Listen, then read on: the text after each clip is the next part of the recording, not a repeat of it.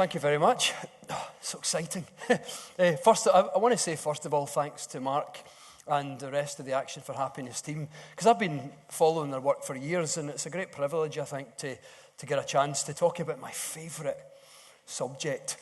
Mark said I'd give you a wee bit of an intro into how I kind of got into it, a wee bit of my background, because I didn't start out talking about or writing about this kind of stuff. I used to work in the pharmaceutical industry.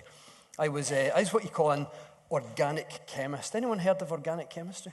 A few, yeah. Organic chemist, it's nothing to do with organic food, unfortunately, even though it sounds like it is. No, organic chemist is like you know the way children take Lego bricks of different shapes and sizes and colours, and they stick them all together, and they build a variety of different shapes. So an organic chemist does exactly the same thing, but instead of using Lego bricks, we use atoms. So I'll take a couple of carbons and a half a dozen nitrogens and oxygens and hydrogens and pretty much assemble shapes, just like children build shapes out of Lego. And the shapes that people like me would build would be the drugs that you get prescribed from the doctor. So after my PhD in organic chemistry, I ended up with one of the world's biggest pharmaceutical companies. And I was working in cardiovascular medicine principally, but also in cancer, developing drugs. And I became fascinated with the placebo effect. And lots of my colleagues, at the time, the conventional wisdom was, let's say 100 people get the drug and, let's say, 75 improve. And then another 100 get a fake drug, placebo, the sugar pill, and maybe 30, 40, 50, 60, 70, sometimes even more, improve on the placebo because they think they're getting the drug. And the conventional wisdom in the industry, and the company I worked for within my colleagues, the conventional wisdom at the time was they're not really getting better. They just think they're getting better, right? And it was always dismissed as it's all in the mind kind of thing. And so I started looking into it because I didn't think that was true, that people just think they're getting better. And when you start looking into it, it turned out that when someone believes they're receiving a drug and it's really a fake drug, that belief or what you expect is supposed to happen when you take that medicine actually fiddles around with your brain chemistry. And that has an effect on your physicality, on different systems of the body. And I thought that was fascinating. So I left the job after about 4 years, and I thought, I want to write about this kind of stuff and help people to understand how mind and emotions can have a health-giving effect. And it was a couple of years later when I came across some research into a Tibetan Buddhist meditation called the loving kindness meditation, or metta bhavana. Anyone heard of that? Yeah, quite a few, yeah. So you say things like, you think of someone you love, and you wish them love, kindness, and compassion. So you say, may you be filled with loving kindness and be well, peaceful and at ease, happy and free of suffering. So you do it for loved ones, even difficult people, animals. You even do it for yourself. May I be filled with loving kindness. May I be well, peaceful and happy, peaceful and at ease, free of suffering, etc., etc. And what you're doing is you're building a sentiment. And when I found this research, scientists have been looking at something that happened inside the body, particularly inside the blood. And it turns out they were getting a big reduction through practicing that meditation. They were getting a big reduction in a substance. It's called an inflammatory substance. We think of inflammation. You cut yourself, gets inflamed. That's inflammation. But most inflammation occurs on the inside of the body. And it can be a contributor to a lot of illnesses, particularly cardiovascular, which is why I was interested in it at the time. And they got a significant reduction in this substance. And I remembered that. I was familiar with that substance because it was used in cardiovascular drug development. Sometimes you would measure the levels of it. And if they came down, then your drug was working. And I thought, isn't that fascinating? That here is people closing their eyes and they're wishing love, kindness, and compassion for people. And they're actually getting an incredibly powerful physical effect inside the body that some drugs are designed to do that very thing. And that was my introduction to kindness into researching and writing about kindness. So I'm going to cover a lot of the stuff, basically everything that I've ever found in the medical journals that relates to how being kind and compassionate has a physical effect. I'm going to share all of that tonight. I might have to talk quite fast to get through it all. But I thought, largely, the physical effects of being kind are actually a demonstration of the mind-body connection. They're really a demonstration of the mind-body connection because the physical effects of kindness are really down to how being kind makes you feel. I mean, how does being kind make you feel? It's nice, isn't it? Actually, physiologically, it's the opposite of feeling stressed. See, when you feel stressed about something, I'll draw your attention to the word feel. The feelings of stress are what actually trigger stress hormones, and all the different physical effects of stress are because of how you feel. But when you be kind, and it feels completely different, that brings about a whole other series of very beneficial, I guess, side effects, for want of a better term. And so I'm going to cover a wee bit of that kind of stuff. So it really comes down to the mind-body connection, as well as being kind has a ripple effect, which I'll explain how that works later. But actually being kind, because of how it makes you feel, has a physical effect. So I thought I'd cover a wee bit of the mind-body connection, kind of how it works, first of all. And we've all experienced the mind-body connection. In fact, we experience it on a regular basis. Anyone hands up if you've ever taken aspirin, paracetamol, or ibuprofen. Right, so just about everyone. So therefore, you will have experienced a placebo effect. Now, I'm not for a moment suggesting that drugs don't work. Of course they do. Organic chemists like me would build them, so I know that they work. But here's the rub. The fact that you go into a shop and buy it, or you take it because it's already in your cupboard, tells me one very important thing. You must believe in it. Otherwise, why would you take it? You must believe in it, or at least expect it to work a little bit. Now, here's the thing. Believing in it or expecting it to work actually amplifies the power of it.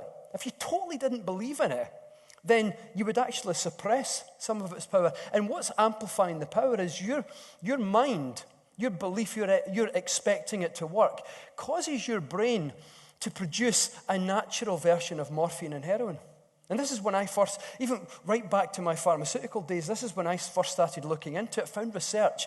It's called placebo analgesia. When you get pain goes away because you're getting a placebo.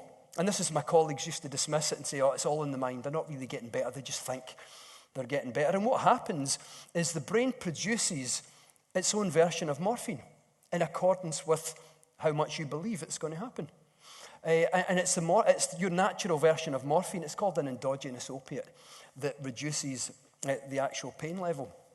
And so when you take things like ibuprofen, paracetamol, or whatever, how much you believe in it is actually causing a little bit of the release of your brain's natural stuff. For example, you could go into a supermarket and you could buy paracetamol for what, 15 pence, roughly?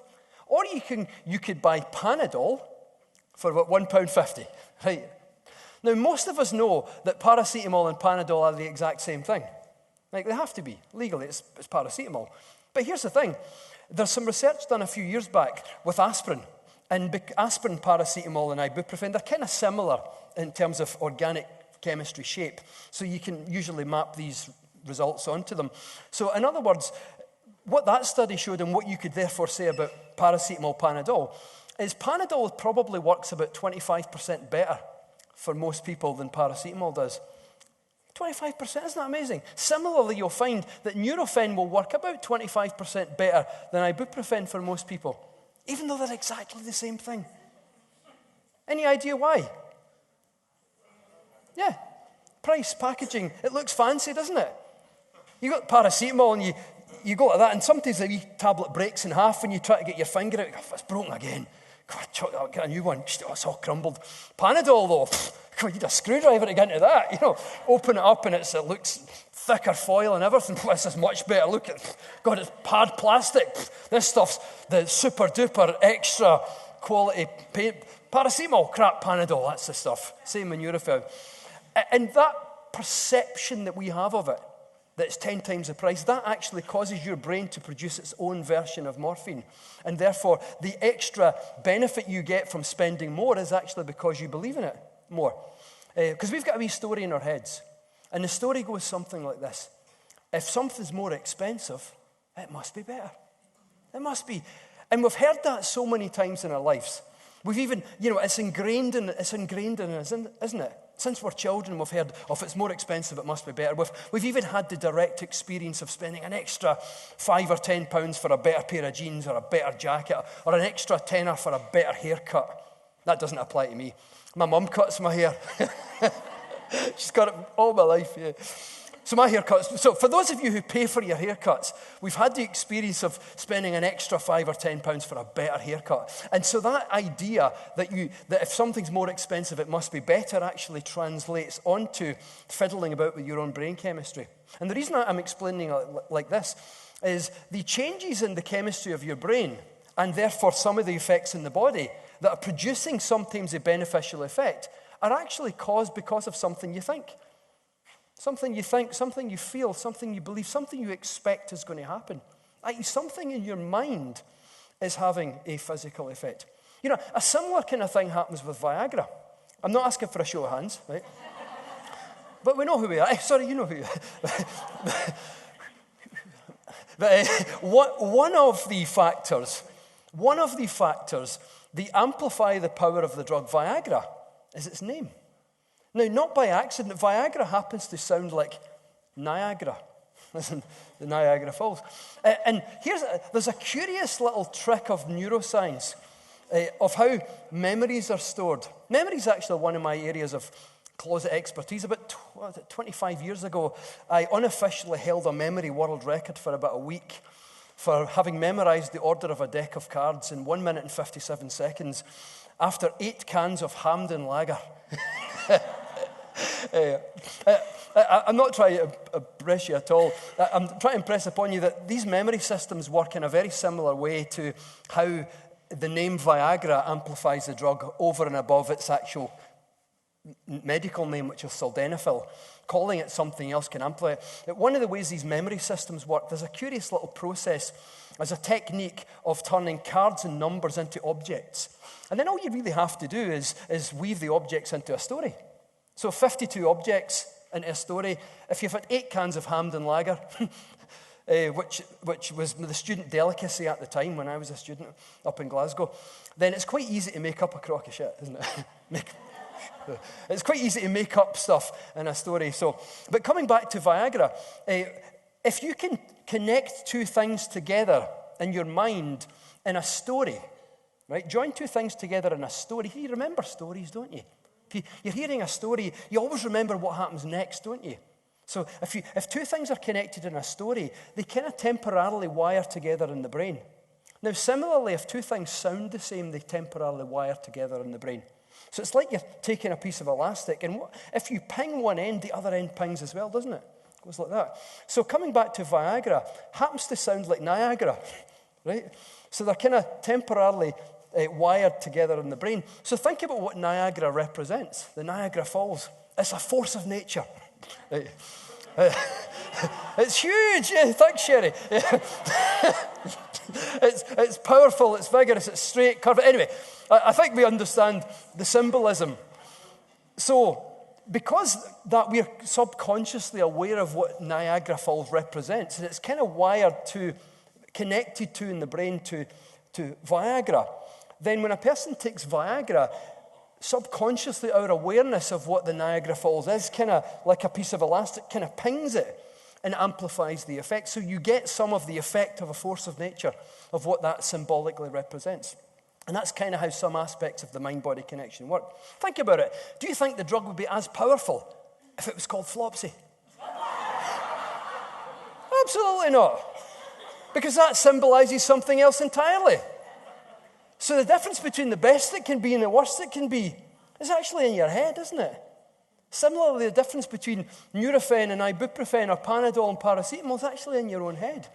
It comes down to something that you think, feel, or believe or expect is going to happen. Something psychological, emotionally, something in your mind is exerting a physical effect on the body. And I've been finding this kind of stuff fascinating.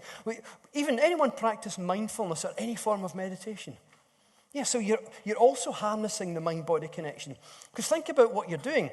You're taking your mind away from 150 other things, and you're bringing your mind or your attention to the fact that you're breathing.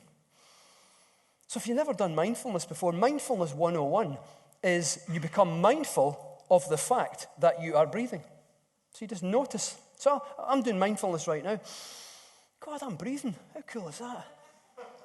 I think I do it a lot, but I've never really noticed it before. Wow.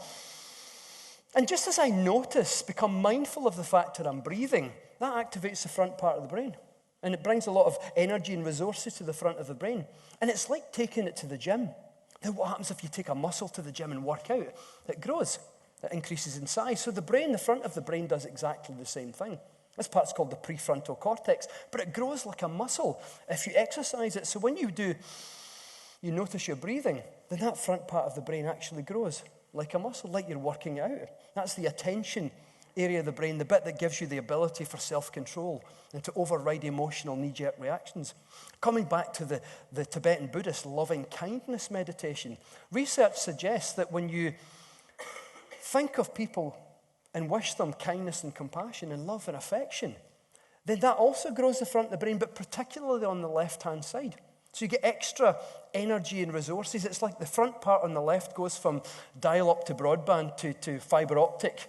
And it literally grows in response to how often and how consistently you cultivate that feeling, that sense of love, kindness, compassion, empathy, affection, and these warm, heart-centered emotions. And it's literally causing just not even a chemical effect, but a physical effect in the brain. Isn't that extraordinary?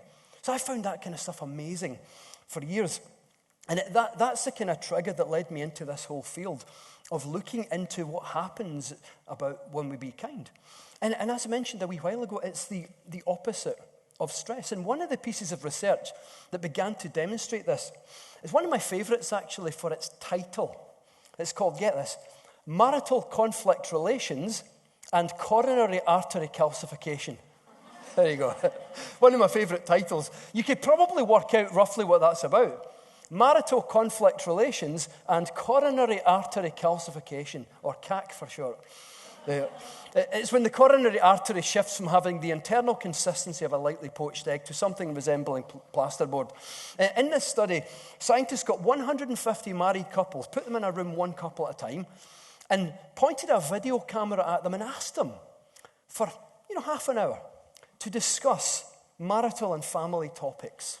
So, for example, if you were part of that study and it was done today instead of like 15 years ago, then they might ask you to talk about the household finances or the education of the children, vaccinations, anything that couples might not always agree on, because they want to see real family behavior. And so what they do is they video them, and they only use the last 10 minutes of tape. I mean, think about it. If you were in that study, and there's a video camera pointed at you, you find that most people are nicer than usual to their other half. But in these studies, somewhere between 11 and 13 minutes, the majority of people forget there's a camera there. And then you're just back to normal behavior. And so they only really watch the last 10 minutes of tape, because that's when security most often have to come into the room. So they watch all these wee 10-minute tapes, and they begin to grade the behaviors. I mean, what I mean by grading is like if one person shows a display of empathy or affection or emotional warmth, they get a plus score. And every time someone shows a flash of resentment or anger or hostility or aggression, they get a minus score. And they add up all the scores, and then they get a whole spectrum of scores. And at one end of the extreme, you've got those who are defined as hostile aggressive, or males in that category might be bullying tendencies. They defined hostility as expressing contempt. Right? And at the other end, you had those who were defined as kind and compassionate, warm, heart-centered.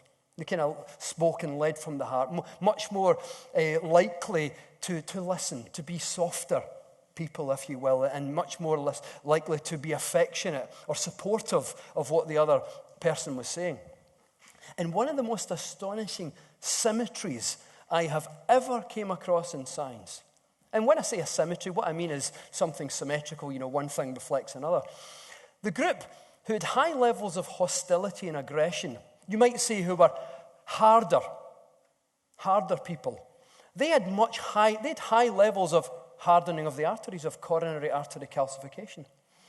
The group who were softer people, more kind, more heart-centered in terms of their thinking and behaviour, softer, leading from the heart, kind and compassionate and affectionate, they had nice soft arteries. And when you took out of the equation diet, lifestyle, smoking, drinking, all that kind of stuff, the only difference was how you treated each other. And more than that, the only difference really comes down to how you feel, or how a behaviour express how you feel, and therefore how you express how you feel. And it seemed to be that as we harden towards each other, it's almost as if we harden on the inside. And as we soften towards each other in our hearts and minds, it's almost as if we soften on the inside. And that's what I meant by a kind of symmetry. And it would appear to be that things like hostility and aggression can cause some forms of cardiovascular disease. Well, that isn't entirely true. What it seems to be is that kind of behavior just turns off the body's natural protective mechanism. See, the body does have a natural protective mechanism. It's a little hormone that's been called the love drug, the cuddle chemical, the hugging hormone. I call it the kindness hormone because it gets produced because of how being kind makes you feel. Anytime you show kindness or compassion, empathy, affection, emotional warmth, anything that is heart-centered, then you produce a wee hormone called oxytocin. Most women are familiar with it because it's involved in childbirth and breastfeeding. But it's also an extremely important cardiovascular hormone. In fact, it's one of the gene that produces it is one of the oldest genes in the human genome. It's roughly 500 million years old and 2 days. Not 2 days. Crap joke, apologies. But it is roughly 500 million years old. It literally plays a role in a multitude of different important systems in the body. In fact, the World Health Organization have it listed in the top 10 essential medicines. It's not just about its roles in reproductive. It plays a massive cardioprotective role. That means it protects your heart. And basically, one of the ways that it does it is, let's say you be kind to someone. You show someone emotional warmth or compassion, affection, anything that comes from the heart. And it's like that feeling, just like feeling stressed turns on a little tap and produces stress hormones. So we turn on the tap, the stress hormone tap, when we feel stressed. Right? It's not the event itself, because two people can have the same event and one feels stressed and the other doesn't. So the event isn't really causing stress hormones to be produced in the body. It's how you feel about the event that causes the stress hormones. It's a mind-body phenomenon if you think of it that way. So just like feeling stress turns on the stress hormone tap, being kind or showing affection or warmth or generosity of spirit, anything from the heart, because of how that makes you feel, turns on the little tap, and out comes the kindness hormone, the hug drug, the cuddle chemical, oxytocin. And amazingly, what it does is it begins to swim through the arteries, and then it parks on the lining of the arteries. And when I say parks, it kind of does. You know, if you go into a big car park, let's say a motorway services, if you're familiar with those, there's lots of different parking bays of different shapes and sizes that are receptive to vehicles of different shapes and sizes. You have like really big ones for tour buses and medium-sized ones for SUVs, even normal-sized ones for ordinary cars, and then you've even tiny little ones for motorcycles. And so what you have is different shapes and sizes of parking bays that are receptive to different shapes and sizes of vehicles. So your arteries have lots of parking bays, but they're not parking bays. They're called receptors because they're receptive to vehicles. But obviously there's no vehicles driving around, but there's hormones. And the hormones in the arteries are the vehicles driving up to the car park. And it turns out that on the arteries there's huge volumes of parking bays specifically for the kindness hormone, specifically for oxytocin. So oxytocin comes along and it parks. And it goes, well, this is pretty good. This feels pretty nice here. And through a little series of chemical reactions, it kind of has a softening effect on the walls of the arteries.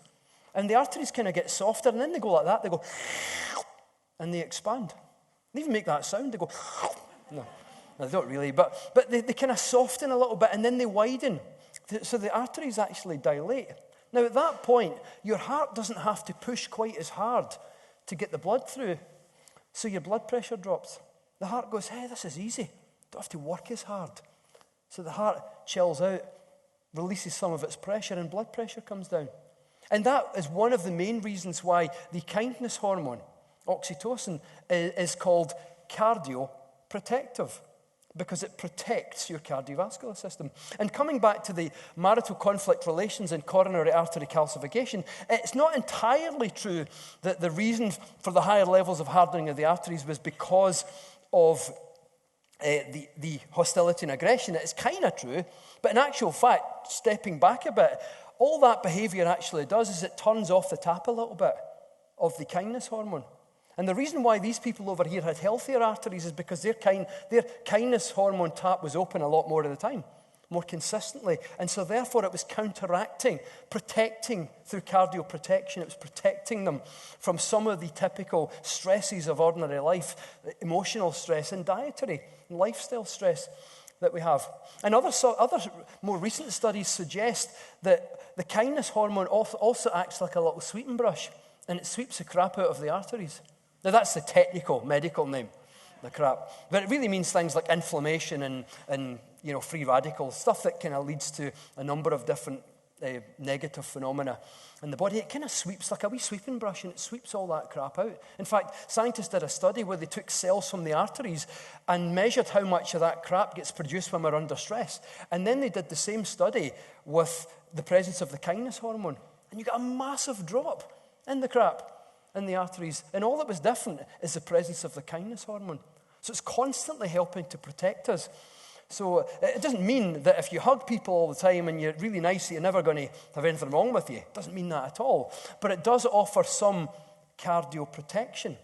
And as a consequence of that, one of my favorite statistics, right, get this, in some research suggested that the chances of a second heart attack within 1 year in someone who's had one already, if they have a dog, is 400% less. Isn't that amazing? The chances of a second heart attack within 12 months in someone who's had one already, if they have a dog, is 400% less. And it was always assumed that the reason for that was having a dog, you walk a lot. And of course, absolutely, that's a no-brainer. Absolutely, that contributes to the effect. But it's not the only factor. In fact, it plays a much smaller role than you'd think. Not small, but it's not as big a role as you think. It turns out that a major factor at play here is the bond that you have with the dog. Now, you would find a similar thing with cats, rabbits, and horses. It just so happens historically the research was done with dogs because it was assumed that the effect was through exercise. But here's the thing, scientists did this study, and it got the front page of one of the top, highest ranked scientific journals in the world, right? I think it's the second top journal in the world. Front page, right? Front page. A picture of a yellow Labrador. And in the study, scientists monitored people interacting with their dogs for half an hour. Videoed them, studied them. And they split them into two groups. Those who had really good relationships with the dog and those who didn't. They called them, more technically, long gazers and short gazers. Meaning it's just how scientists quantify things sometimes. They watched the videos and they counted how often and for how long a person maintained eye contact with the dog. Or how often the dog made eye contact with the human. And they kind of worked out that some people do that a lot more than others. And that was reflective, therefore, of a good quality relationship. So they defined basically these people have a good quality relationship who have long gazes. Well, get this. Levels of the kindness hormone, oxytocin, increased at a rate of about 10% a minute for half an hour while they interacted warmly with the dog. Isn't that amazing? Now, if someone suggested, here's a new drug, and you can buy it from the chemist, and it will increase levels of this cardioprotective hormone at about 10% a minute for half an hour, it'd be a blockbuster. It'd be the biggest selling drug in the world. And yet, the effect of it came from being kind to a dog. Or you get the same from a rabbit, a horse, a cat. It's not the particular animal that matters. It's how you're feeling. It's your interaction with it. It's the relationship that counts. And what the relationship, the warmth of interaction in any kind of relationship is what generates the kindness hormone, oxytocin. And what that does then, the wee tap comes on and it just swims through your arteries and it helps to sweep the crap out, and it helps to keep the blood pressure lower or more healthier. And it exerts this powerful, consistent cardio protective effect. So the quality of relationships matters a heck of a lot. And in fact, it's the quality of, there's lots of research, I've read some of the governmental research in the past that says that shows a link between being married and risk of cardiovascular disease, and it's much lower in people who's married, but it isn't marriage itself. That's just a blunt instrument measure of the fact it's the quality of a relationship that actually matters. The glue, outside of love, the glue that holds any kind of relationship together is kindness. Whether it's a romantic relationship or friendship or even work colleagues. I mean, think about it. You like people who are kind to you, aren't you? And it's like the glue that holds things together. There was a study that, the Big Brother house. Scientists did the similar study, but it wasn't the Big Brother house, but it was kind of similar. And they studied people interacting, newlyweds, actually. And they noticed that they started coding their behaviors, meaning assessing and giving scores for behaviors and things. And they noticed, let's say one person makes what they call a bid for connection, meaning, you're looking out the window, there's a white van. Oh, check that white van, isn't that really cool? Or look at that sunset, or look at those kids playing. It didn't matter what they were drawing attention to, but the other partner will do one of two things. They will turn towards, i.e. they will engage, and go, oh, that's interesting, and they'll show some sort of positive engagement, or they will turn away. And they might even show contempt. They go, oh, yeah, okay, and they'll go back to the PlayStation or back to a book or TV, but they're not really interested. Sometimes it's overt hostility. Well, it turned out they followed up 6 years later, and they found that those who were still together 6 years later, this was newlyweds, those who were still together had turned towards 87% of the time, right? Those who were no longer together had only turned towards 33% of the time. And what that in a body of research suggests is the glue that holds any kind of relationships together, outside of love itself, is kindness. Is the regularity, the consistency of the small things that we do in large amounts. Those are the glue that holds society. Kindness is the glue that holds society together. Kindness and compassion. When moved by the suffering of others, whether it's loved ones or friends or family or people in different parts of the world, and we want to do something about it. You feel moved. And that, I would say, is the glue. And that feeling itself generates the kindness hormone. I want to tell you a wee story, actually, that really moved me. I think the stories are really important for building connection. We build relationships by telling stories. One of my triggers for writing a book on kindness was, I used to run a charity years ago. When I left the pharmaceutical industry, I set up a charity with some friends called Spirit Aid Foundation. It was to heal the human spirit. It was for children around the world whose lives had been affected by war and poverty. And I had a bar job. I worked in a bar at night because I was director of the charity, so you don't earn in that way. So I worked in a pub. And I sometimes took a few day shifts. There was an old guy called Jack. Well, it wasn't. This was like 17 years ago, so he seemed old to me. And he used to come in every day, and he would order a Bell's whiskey, right on 12 o'clock. Every day, 12 o'clock, Bell's whiskey. And I'd been there a couple of months. Had never spoken to him. Didn't know anything. I can be quite introverted at sometimes, so I was kind of, I'd just wait to be spoken to kind of thing. And one day we got chatting, and it turned out he was in the Second World War. And he said, can I tell you a story? And I says, absolutely. And I'm listening to him. He said, I was just a kid when I was drafted into the Second World War. And he said, I found myself in France or Belgium, I can't remember exactly where it was.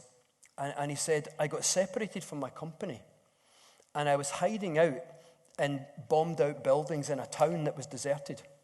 And I was just hoping and praying that the army would come back and get me. They would recognize someone's missing. And he said, I was terrified and I was just looking for bits of food, whatever was there. And he said, one day my worst fears happened when I looked. I heard and I looked out, and there was a company of German soldiers marching through the town, and they were checking the building, all the buildings for survivors or whatever. And he said, I was terrified because I was just a kid. I think he was like 16 or 17 years old. He just basically finished school. And, a month or two later, he's in the front line. And he said, I was standing there and I was shaking with fear, absolutely shaking with fear. And all these thoughts are going through my head. And he said, and I'm thinking, what if they come into the building that I'm in? What will I do? I'll have to shoot them. But if I shoot them, then they're going to hear the gun. They'll come and kill me. And he said, your mind's all over the place and you start to panic. And you can barely hold the gun because you're absolutely panicking. And all these thoughts are going through his mind. And he hears a German soldier coming into the building that he's in. And he can hear the footsteps across the broken glass and then moving up the stairs. And he said, I'm trying to hide, and I'm standing behind a door like that because there's nowhere else to go, and I'm standing like that and shaking with fear. He said, I'm just a kid. I was in school recently doing maths and English, and now I'm standing here like that. And he said, the soldier came round and he saw me like that, and he held his gun like that, and I panicked so much, he said, I wet myself. And the soldier looked at me, and he had his gun like that, and he looked, and you could see the puddle, and he looked at me. And his eyes softened, and he smiled, and he went. And he put his gun down, and he turned his back, and he walked out of the building, and he signaled to the other soldiers that the building was clear. And I feel quite emotional when I talk about that, because he said, of all the things that happened in the war, that's the only thing I can remember. He says, that's the thing that I most remember. And I think that's what compassion and kindness do. It unites us. It transcends wars. It transcends everything. It's the glue that holds literally life and society together. I think it's no surprise that the gene for the kindness hormone is one of the oldest genes that we have, at 500 million years old in 3 days, because it is that kind of glue. So, what I thought been kind of cool, Mark and I were chatting earlier, what I think of a really cool exercise, just because I think learning and sharing each other's stories about kindness in particular is such an important thing. So just for 5 minutes, turn to someone beside you or behind you and just share the last kind act that you actually received, you were on the receiving end of, or you gave, or even something that you witnessed that moved you in some way. An act of kindness. So either something that a kindness you received today, if possible, or any time recently, a kindness that you received or gave, or one that you witnessed that you felt was moving enough that you want to tell someone what you saw. Okay? Just for 5 minutes, and then I'll move on with the subject.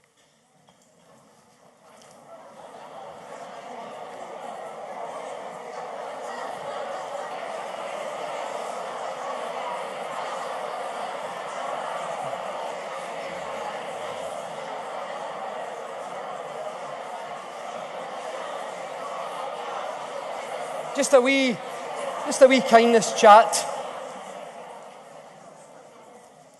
Thought that would just be just a nice idea. Also, part of the reason for doing that is just to connect with each other. Because in the act of doing that, you just generated oxytocin, the kindness hormone. So that was part of the underlying reason why we thought that might be quite a good idea. Sharing stories that are warm, life-affirming, that have something important about them. They create a state, psychologists call it elevation.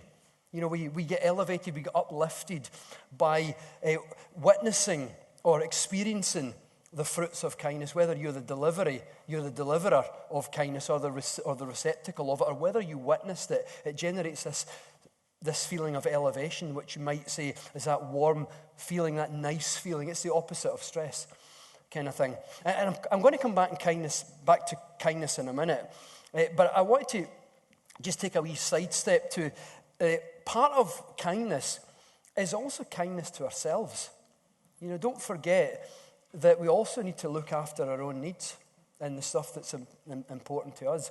You know, self-compassion is an amazingly important thing. Scientists have actually found that compassion for others and self-compassion have an anti-inflammatory effect on the body. They actually tone up something in the body called the inflammatory reflex. It's basically where the vagus nerve, it's part of the autonomic nervous system, it's basically the vagus nerve controls inflammation through this thing called the inflammatory reflex. And the power of it is toned up by the experience of compassion. And in some research, in the study, the compassion was a mixture, the compassion measured was a mixture between compassion for others and compassion for ourselves.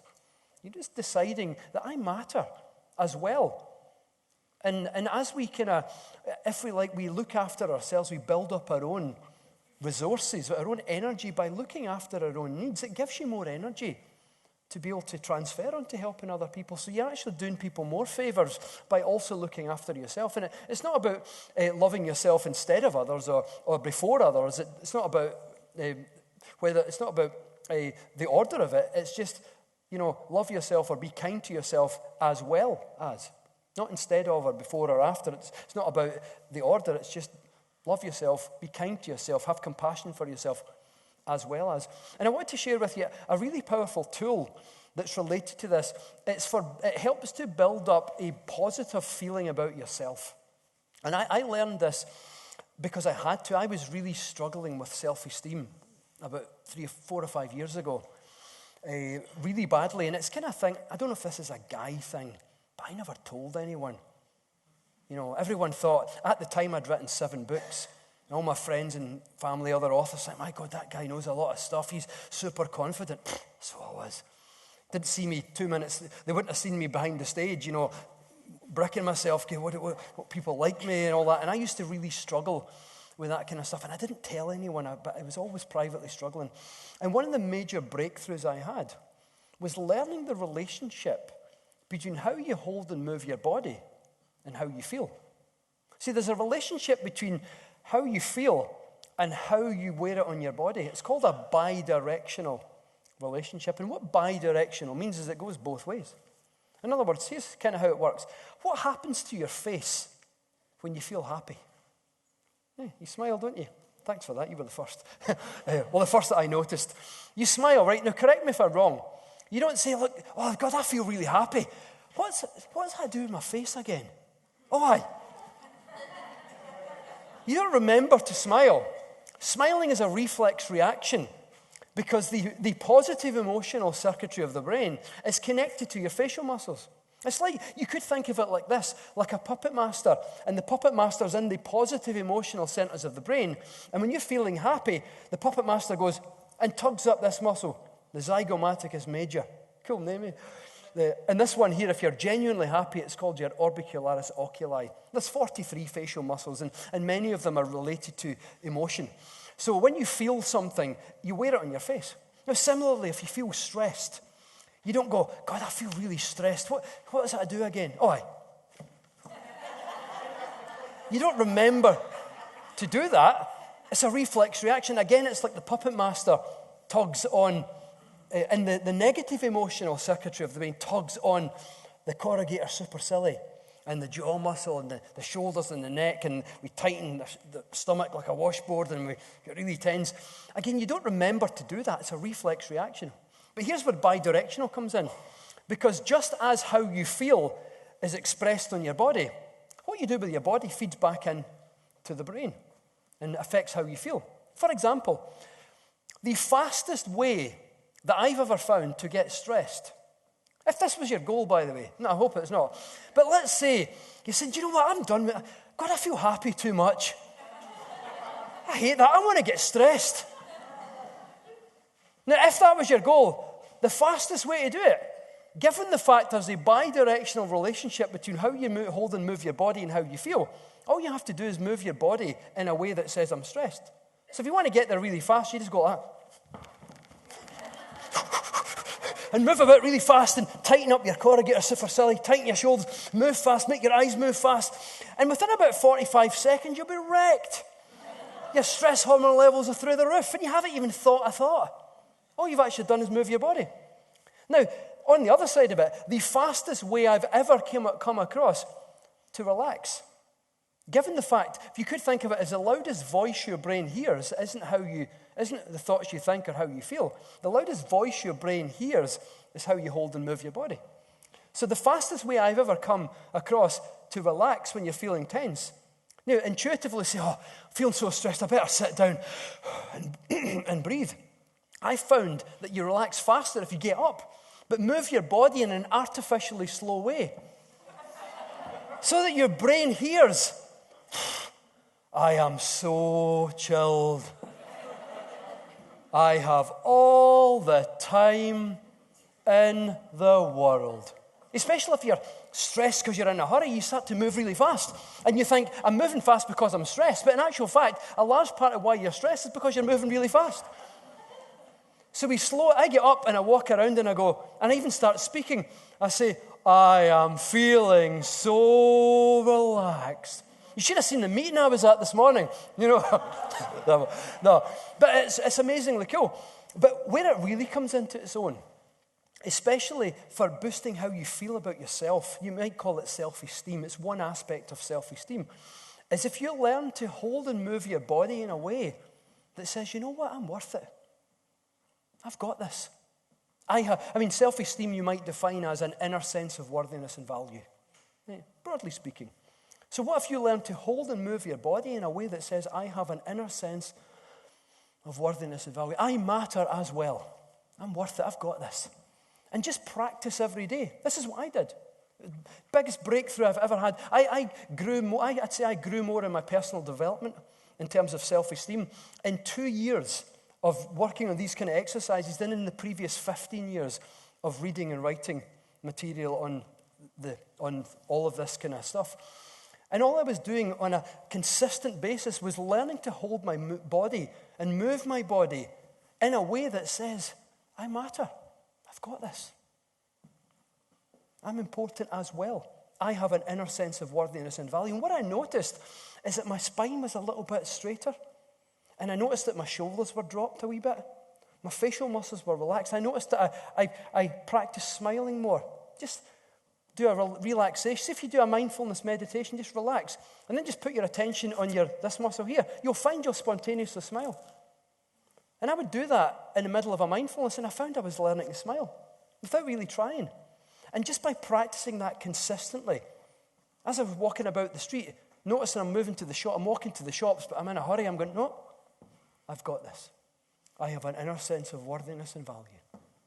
Standing in the queue to Starbucks, instead of saying, oh, it's a busy queue, killing time with the phone like that, I'd get up and I'd go, no. And I wouldn't stand like that or anything, people would talk. But I'd do 4 things. Head, comfortable and relaxed in my face, head and face. Shoulders, relaxed. Spine, as if you've pumped it up with a bicycle pump. And I'd breathe. So it's head, shoulder, spine and breath, spine and breath. Head, shoulder, spine and breath. But it's a really good thing to remember. But because of this bidirectional relationship, if you consistently practice holding your muscles in a way, then what will happen is that will become a habit. And when that becomes a habit is caused by a physical change in the structure of the brain. Just like I mentioned earlier, mindfulness, and it caused the physical change in the front. It's called neuroplasticity. And neuroplasticity occurs through any consistent movement or action. So if you're consistently moving and holding your body in a way that says, I matter as well. I'm worth it. I have an inner sense of worthiness and value. Then you cause a physical change in the brain circuits in the area so that that movement and how you hold and move your body is a habit. And because of the bidirectional relationship, what you're also affecting is consistently how you feel. Because there's a bidirectional relationship between that new habit of how you hold and move your body and how that makes you feel on the inside. And that, if I'm really honest, is the biggest breakthrough at that point I'd ever had in my personal, my work, personal, privately, and personal development. So I just wanted to throw that in because it's one of the simplest things I've ever learned, but for the gains that you get, it's absolutely phenomenal. Just notice how you hold and move your body just so that you're saying, I matter. I'm worth it. I've got this. I have an inner sense of worthiness and value. How does that feel and learn how that feels in your body and just practice it consistently. And it's just like going to the gym and exercising a muscle, and the muscle grows and it gets stronger. But the muscles that are growing are the postural muscles that are saying, I have an inner sense of worthiness and value, and I matter as well. So I want to just kind of finish off with how kindness is contagious. You know, people talk a lot about the ripple effect, and it's really true. Even scientists have researched it, but it's absolutely true. See if you drop a pebble in a pond, and it goes like that, it goes plop, and then it creates wee waves. And at the other side of the pond, a wee lily pad goes like that. And the lily pad's got absolutely no idea why it's doing that. But the reason why it's doing that is a wave. And it's a wave that's created from the pebble that pushes across and lifts the lily pad. And in the same way, every act of kindness that you do has a ripple effect. You just don't notice. Right? You just don't notice. But it happens because society is built upon relationships. So you be kind to someone, and what happens is that person feels a little uplifted, might even be relief or gratitude. And what happens then is they will then be kind to someone else because of how you made them feel, because of what you did. But you don't see that. You just do it. And most of us are, I say a lot of people, my mum is like this. My mum, I call them everyday heroes. Like, meaning you do so many kindnesses, you probably don't even notice. I was writing my book, The 5 Side Effects of Kindness, earlier in the year. And I said to my mum, I was chatting with her, I said, when did you last do something kind, Mum? And she went, can't remember. She just made me a sandwich and a cup of tea. And I said, Mum, you just made me a sandwich. Oh, that's just sandwich and tea. It's just you, son. But it's just still being kind. And I call people like my mum, and probably almost all of us here, everyday heroes. You probably do so many kindnesses you don't even notice. But you're always causing a wee ripple effect. Now, scientists, being scientists, have measured this. And they've actually, in a number of different ways, have literally watched and measured the impact of you helping someone, and literally in controlled settings, that person will then most likely, throughout the rest of the day, even within the next 2 or 3 hours, will then go and help someone else for no reason other than because of how you made them feel, because you helped them. And in one of my favourite little bits of research on this, I just wanted to finish with, scientists did this study, and it was part of a business game simulation, and people were on all these different teams. But basically what they did is they put a plant in, they put like it was a game where there's like 4 or 5 people, and it was a business game where they've got to contribute fake money to build this fake town. But one person was hired by the scientist, like an actor, to put a much bigger donation into the pot. It's a public pot. It's called the public goods game. Put a bigger donation into the pot. Now, usually it's done anonymously, but this time they decided to tell people what had happened. And then they followed what happened next. Everyone else in that team, when the teams got randomized after the break and everyone was in new teams, every single person in that group increased their donation in the next game.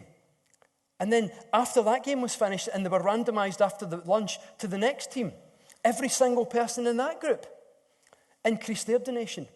And the very first person who increased their donation, the effect of that went on to what they called 3 degrees of separation, 3 social steps. In other words, what that means, and this is factually true, that when you do something kind and you don't even know you're doing it, because you're an everyday hero, you don't even know you're doing it, the person that you help will go on to help someone else because of how you made them feel, or because of what you did. That's 1 degree. That person will then go on and help someone else. 2 degrees. And then that person will go on and help someone else. 3 degrees. And they've actually measured and calculated that most acts of kindness will ripple out to 3 degrees of separation, or 3 social steps, and you don't even know.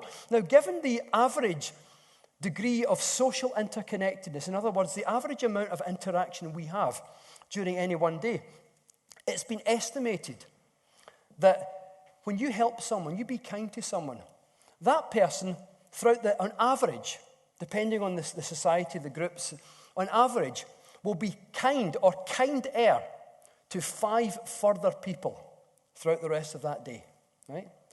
But each of those 5 will also be kind or kinder to 5 further people. But each of those, so that's 5 times 5 is 25. But each of those 25 will be kind or kinder to another 5 people. So 5 times 5 times 5 is 125.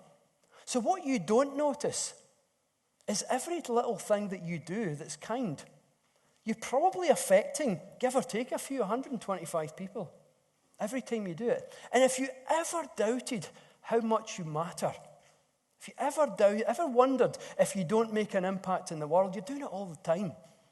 Every day you do something small. It doesn't matter what it is. But that one thing could be so meaningful and important to the other person. Sometimes we think, I've got to do something really big for it to qualify for kindness. It's not true at all.